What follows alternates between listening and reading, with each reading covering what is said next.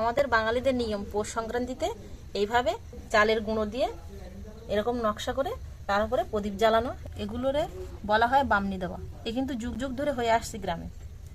এখানে দেখুন মাটির প্রদীপ একটা করে নিয়েছি, টাটকা মাটির। এই প্রদীপটা মাঝখানে বসিয়ে দেবো।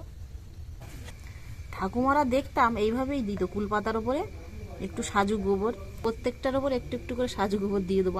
প্রত্যেকটা মাথার ওপরে এরকম সুন্দর করে দুল্প ঘাস গেঁথে দেবো, আর দিয়ে দেবো একটা করে ধান।